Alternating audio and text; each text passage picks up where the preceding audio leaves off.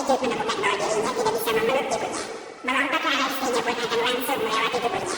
Ketika dia berbalik, dia kaget menemukan wasiatnya terpampang di dinding. Ternyata hanya 2 hari yang lalu. Hanya bisa menatap dengan mata terbelalak saat keluarganya mengadakan upacara duka untuknya. Tidak disangka si rentenir yang menginjamkan uang dengan bunga tinggi datang menemui pada saat itu. Mereka tidak hanya menghina istrinya, bahkan memukuli anak perempuannya yang masih kecil. Namun tidak pernah terbayangkan bahwa keluarganya akan menderita perlakuan semacam itu. Tanpa belas kasihan, mereka melemparkan kotak abu laki-laki itu ke tanah. Ibunya melihat adegan itu dan langsung pingsan karena terlalu sedih. Pria itu dengan mata kepala sendiri menyaksikan keluarganya dianiaya seperti itu. Saat ini, dia sangat menyesal. Ternyata hanya 2 hari yang lalu. Pria itu karena tidak mampu membayar utang besar dengan bunga tinggi, memilih untuk bunuh diri dengan melompat dari gedung. Dia awalnya mengira dia bisa meninggalkan dunia tanpa tanggung jawab dan dapat lunasi utangnya. Namun tidak pernah terbayangkan bahwa keluarganya akan dianiaya seperti ini.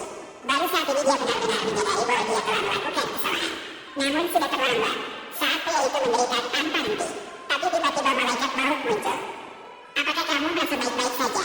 Bagaimana ibuku? Apakah dia baik-baik saja? Kamu sudah mati. Bagaimana ibumu? Apakah itu ada hubungannya denganmu? Tentu saja ada. Dia adalah ibuku. Dia tidak boleh terjadi apa-apa. Apakah saat kamu bunuh diri, kamu memikirkan bahwa dia adalah ibumu? Kamu sudah mati. Ibumu di mana? Istrimu di mana? Putrimu di mana? Mereka semua akan meratapi kematiannya. Hal yang menyedihkan. Hal yang tragis. Tidak boleh. Aku tidak boleh mati. Aku tidak seharusnya tinggal seperti ini. Katakanlah begitu. Untuk menghukumnya karena tidak bertanggung jawab terhadap hidup. Malaikat maut menghukumnya dengan reinkarnasi 6 kali. Dan setiap kali akan terlahir kembali dalam tubuh seseorang yang sekarang. Biarkan dia merasakan sendiri penderitaan kematian setiap kali. Kemudian malaikat maut bangkit tanpa ragu dan menembak pria itu. Dengan suara tembakan, pria itu hidup kembali. Ketika dia bangun, dia menemukan 2 wanita cantik di sisinya. Dan orang ini ternyata adalah bos mafia yang bijak. Yang lebih mengejutkannya adalah bos mafia ini adalah krediturnya di masa lalu. Maka dia segera mengusir 2 wanita cantik di sisinya. Lalu dia bergegas turun tangga. Si lain di samping sudah menyapa dengan antusias.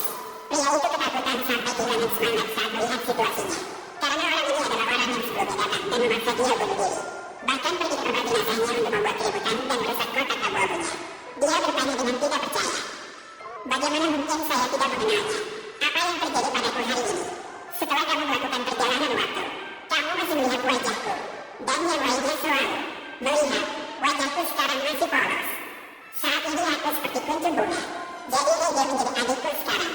Hei, ngomong satu, mengapa kamu menamparkan wajahku? Aku hanya bercanda denganmu. Oke. Ini adalah uang hasil penagihan baru sebesar 1 juta. Setelah membayar 5 juta, kita bisa pergi ke lantai 100 juta. Tapi jangan khawatir, sisanya uangnya. Dalam 3 hari aku pasti bisa mendapatkannya. Uang ini dikumpulkan dari siapa? Hanya seorang anak muda yang bunuh diri dengan melompat dari gedung. Lompatan senjata acak.